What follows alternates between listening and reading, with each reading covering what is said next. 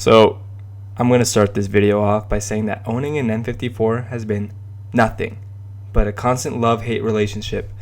Now, I love driving this car, and there's not much that compares to it when it works properly. And that's where it gets you, because it barely ever works properly. Now, when I was recording these clips, the car was in limp mode the whole time because of my 30FF code. And if you know these engines, you know what 30FF means. Nonetheless, though, the car was still amazing to drive, and the drive was great, to say the least. But I know it could have been better. However, getting it to be better is a challenge in and of itself. Now, you'd expect a car that's more than 10 years old now to have cheap parts that are readily available, correct? Wrong. These parts are expensive, and I'm talking new or used. The turbos, for example, still have asking prices of a couple $100 just for the parts alone. And these turbos go out frequently, and it's not uncommon for them to go out at a very early age in its lifetime. I mean, you even read posts on forums of these turbos going out before they even hit 30,000 miles. That's embarrassing. And if you're not doing the labor yourself, it's gonna be costing a pretty penny. This is not a car for beginners. This is not something you want to learn to work on a car. These things break, and they are not easy to fix. The amount of space in the engine bay is essentially non-existent. And when you try to fix these things, you end up breaking and cracking a ton of little expensive plastic pieces in the engine bay. However, when it's running without issues, you love every second of it. Now, luckily, I don't see the car for how it is now. I see the potential. Now, I mentioned in my previous video that I'm planning to go single turbo for this car. That's still the plan. In fact, I'm still gathering all the necessary parts for this conversion. And I believe that if you're going to buy any 335i, you should go into it with the expectations that you're going to tune it, and you should have another car available for when the 335 begins to give you problems, because it will. N54 or N55, it will give you problems. And if it wasn't for the amazing tuning potential that this engine has to offer, I would heavily advise against this car. Now, I picked the E90 and an N54 because of a mishap with an F30 335i. That one contains an N55. Not only did the event that happened convince me to get the E90 series and an N54, I just really wasn't feeling the interior of the F30. This is all subjective. The interior is where you spend the majority of your time in a car, and the E90 interior feels perfect, and I wouldn't change a single thing besides having a little area where I can mount my phone. Yeah, I even like the cup holders, especially if you have the manual version. The automatic is smooth and it does a great job, but it's still not a manual. There is a huge difference in drive, and I have no regrets of picking the manual version, despite that I'll have to spend a lot to upgrade it for when the single turbo goes in. Trust me. Now that I mentioned that the manual is worth it despite the cost to upgrade, let's get something clear.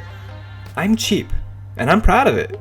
Having to spend more money on anything is something I try to avoid, but in this case, it's worth every penny. Now, I drove an automatic 335i prior to buying this, and I had fun. It was that F30 I was talking about a little bit earlier, but it got boring pretty quick, and I wanted more despite that it was modified to go faster. Now, even though my 335i is not nearly as fast as that automatic, it is significantly more fun, which is why I bought the car in the first place. Now that you know that I'm cheap, let's talk cost. Now, I'm 25 years old. I have one speeding ticket for going 10 over on my record, and I pay $350 for 6 months of basic insurance. Now, I rarely drive my 335i. It's my baby. I don't want to take it on a commute, nor do I want to park it in my work's parking lot. So I don't see the purpose of paying more for insurance. Now, you can obtain one of these cars for less than $7,000, and I advise you to buy one stock. Now, the reason being that a modified one will be abused much more than the stock one. Now, I paid a little over $8,000 for mine, and that came with an extensive and well-documented service history, a clean title, M Sport interior, etc. Now, there's more information about that in a short video on my channel. Now, a little bit more about the cost. Fuel mileage. Terrible. Expect to visit the gas stations a lot because you bought this thing to be a toy. This is not a daily. now we're circling back around to the cost that I was mentioning at the start of the video. Now, parts are expensive. Yes, there are those people that are parting theirs out, and you can save some money that way. But, at least in my area, and on the forums, they're asking top dollar for these parts. And in my experience, you get 10% off the price of what an item costs new most of the time. And by most of the time, I mean 75% of the time. I personally believe that it's worth it to just buy something new, especially when you're not even saving that much. Now, for example, I'm in the market for a new high pressure fuel pump. This is a part that commonly goes out, and it's not cheap just to get the part alone. Now, when I was on the forums, there was someone asking more for their high pressure fuel pump than one on FCP Euro, which sells a lot of good parts for these cars. To my surprise, it sold? Yeah, but because of this 335, I've become significantly more patient, and I'm still excited to finish this build and enjoy the final result. I believe that all of these headaches will be worth it in the end. It's just gonna take a while to get there. Now believe me, I didn't expect for this car to be like a Honda. I didn't expect for it to be perfect, have no problems, I'd be able to turn it on, all I would have to ever do is change the oil. No, I didn't expect none of that. I expected all of this to happen. That's why I came prepared. I daily drive a little Audi, which I made another video about. It's very short. Yeah, give it a watch if you like. I daily drive that, and I don't worry about the 335. If the 335 fails, I can take the Audi, no problem. But the majority of the time, I'm going to drive the Audi.